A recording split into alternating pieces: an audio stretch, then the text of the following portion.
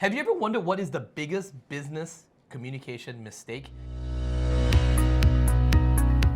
If you want to improve your business communications and you want to be able to get things done and you want to do it like how CEOs who are very successful in companies do, pay attention all the way to the end of this video. I have Josh Spurrell here, who is the author of this book called The 100 Myths versus Chainsaw, written by Josh Spurrell, who is Canada's top leading CPA and business consultant. My name is Desmond Soon.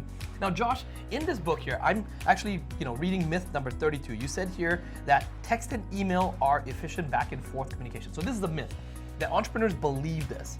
And now, if you're an entrepreneur that's just getting started in your business, maybe you already have an existing business, but you're struggling to grow it and scale it, pay attention, because one of the reasons why 96% of business owners fail is that they actually fail to understand that you're believing some myths. You've been lied to. So if you actually overcome these myths, which is why Josh wrote this book, then you're going to be able to have a higher chance of succeeding and being that 4%. So Josh, tell us about this. Why did you write this one here? What is the common thing that you hear from your clients all the time when they argue with you or they say, hey, Josh, text and emails are way better for me to communicate back and forth? Well, first of all, I have to admit that I was part of the problem years ago, right? Okay. What do you mean by that? Because I didn't realize that this was a myth, right? Mm-hmm. It took me a long process, but you have to understand how most CPAs operate. We do flat fees now in our firm, but years ago we were like every other CPA firm where we billed by the hour. Yeah. We don't really bill by the hour. I build my life in increments of 15 minutes for an entire decade. Right? For an entire decade. And I could tell you beyond any shadow of a doubt that it's not efficient. And I actually started to think that I was a bit of an alien, a misfit or something, right? Because I started to realize that it's just not an effective way to deal with a lot of the communication, right? So this is going to be a tough one to understand, because I think a lot of people that are watching this video are used to texting and emails. And I mean, you're gonna have to convince us, why is it more inefficient to do emails and text? So I had to convince myself, first of all, because I could see it anecdotally, but I thought it wasn't true, right? And then, I start to drill into it. And one of the best quotes that I have is, a Steve Jobs quote that I used in the book, right? And it said, there's a temptation in our network age to think that ideas can be developed by email and iChat. That is crazy. Steve Jobs. So the guy who invented, iChat specifically said that his tool was not good for this sort of development, type projects, right? Good for quick chats with your friends. Hey, picking up the kids. Yes. Or, on my way, gonna be late, but not for business communications. The guy who invented it wouldn't use it for that purpose, right? In fact, he's famous for not allowing phones in his meetings, right? He wouldn't allow the iPhone that he developed into meetings with him, right? So we have to look at that.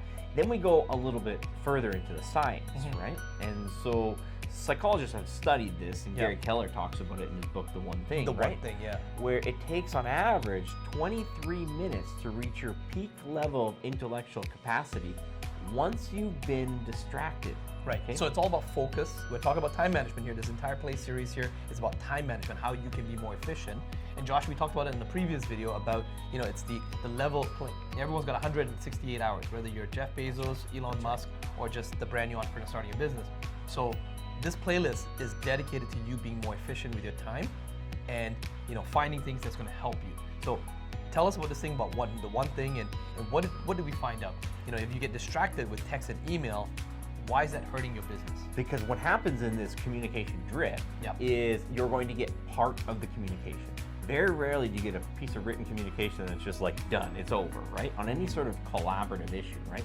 So you get the drip, part one of this discussion, right? Okay. Now you answer that, right?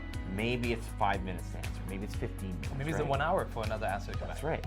But now it's 23 minutes where you're not as effective on all of your other tasks. So you try to get back into focus while waiting for a reply, but your brain is thinking, hey, wait, I'm waiting for this reply. So you're not really focused on your actual task. Is that what you're saying? That's right. And then so you finally get back into focus, and then all of a sudden a reply comes in and you go focus on that again. So now you got distracted again. That's right. And that's that whole vicious cycle is what you're talking about. Exactly. And the temptation is, it's because we can respond quicker by text and email. We can get more responses out. But we can't actually finish as many tasks, right? So we're sacrificing a quick response for a slow solution. Okay. So although we get, this incremental part of the problem solved, we're actually taking longer to solve all of our problems, right?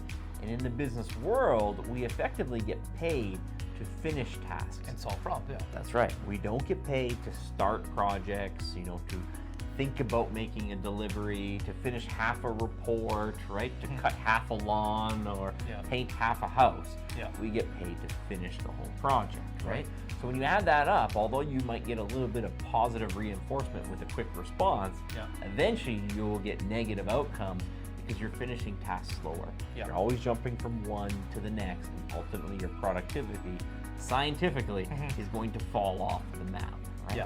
And so, you know, once I started to understand that, I started to realize, like, wait a minute, like, it's not just me, I'm not an alien, there is the science behind this principle, that this drip back and forth of communication, it's not good for that purpose, right? You know, we have to recognize what we're looking for, right?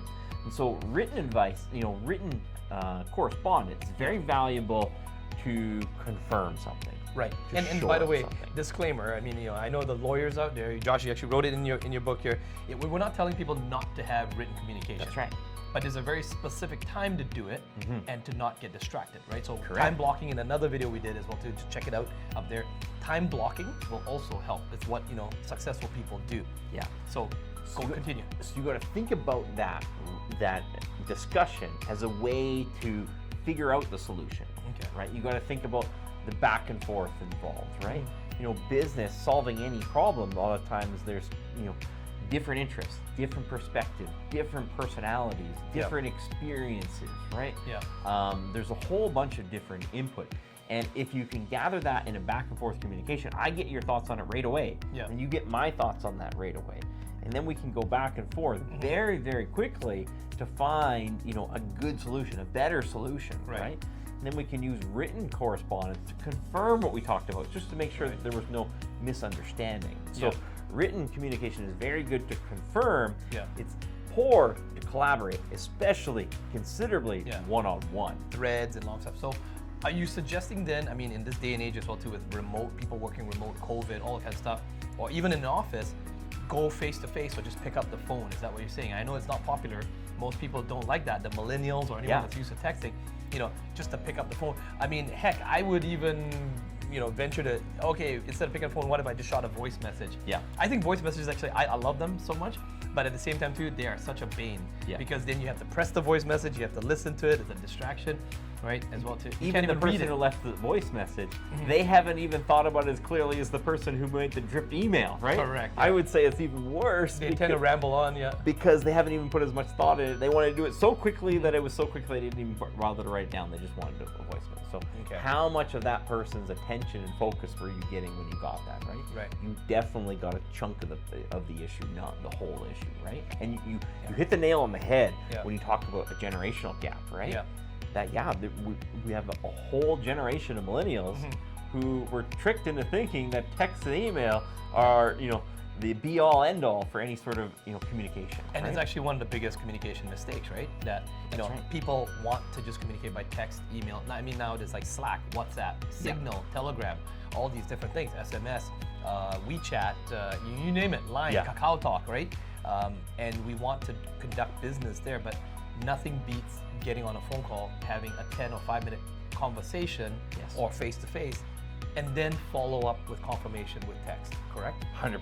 Text or email to follow up, right? So in these videos, by the way, if you're joining us for the first time, Josh actually gives very specific action items.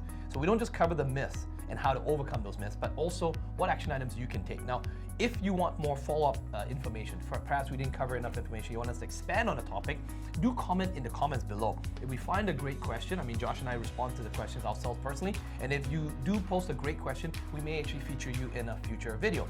Now, Josh, what are some action items for people who are to improve business communications? What is your recommendation after 10 years and helping, you know, thousands and thousands of businesses and business owners to scale their business? What has been the successful trait that you have recommended to business owners to improve their business communications? When you know it's something that's required back and forth information, you either want to schedule an in-person meeting or a phone meeting or even an impromptu phone call, right? Okay, Let's get that going there. That's the most basic level. Like let's not create a 20 thread deep email, right? You know, I tell my staff all the time because I get paid flat fees, Yep. but I pay them by the hour. Yep. I say, I don't want you to engage in this thread. I want you to pick up the phone and figure it out, right? Correct. They might be a little bit annoyed by the phone call Yep. at the beginning, but they'll be, it will overcome that annoyance if you can actually solve their problem. Well, case in point, I mean, this morning we actually just tackled one of those. There was like a 20, a 20 bounce back and forth, response of an email about just adjusting a meeting time and certain things. And the advice you gave me was like, Desmond, say these 3 lines, pick up the phone, call the person, and we got it solved. It's done, right? Yeah. And that's what it needs to be. So, turn it into, voice, back and forth, in person, scheduled phone meeting, or, even an impromptu phone call, right? I think a rule of thumb I've used, Josh, I mean, I fall into the trap myself as well too. And the trap is sometimes, I mean, I will respond to text. I will respond, just quick back and forth. But what I've noticed is when there's a volley of more than 3 back and forth, right? So like they send me something, I reply back, they send me something again. That's already 3 volleys. Maybe 3, I'll say 3 to 5. Yep. I would actually say, let's just jump on a call, right? I would go one step further. Yeah. Is if you don't think your written correspondence is going to solve it in one shot, one and done, Really? pick up the phone, right? Okay. If it's one and done, because for all you know, when are you going to get them the next time? If you're trying to coordinate with someone really busy, it might be 3 more days before you get that next volley, right? Yeah. Meanwhile, you've forgotten, you moved on, and so I'm telling people, if you think it's going to confirm or finish it, use it in writing, right? If you think it's going to elicit a response to another question, use the phone right off the get-go. But Josh, what if it's inconvenient? I mean, maybe I'm in a public transit train and I don't want to do a phone call right there. It's for business. Or do I wait till I get the? It's so inconvenient to find that common quiet spot to make that phone call. Do I have to have everything perfect before I make that phone call? Or it doesn't matter where you are. Maybe I'm at a dinner or something. I got to step away from the dinner and just make that phone call and just deal with the problem right there. Yeah, I would say if you have to step away, if you're responding to it right now, I would just be booking the time. It's like, yeah, no problem. We got to discuss this. Let's meet on this time to do that. Right? Rather than go back and forth by email. And stuff That's like right, that. right?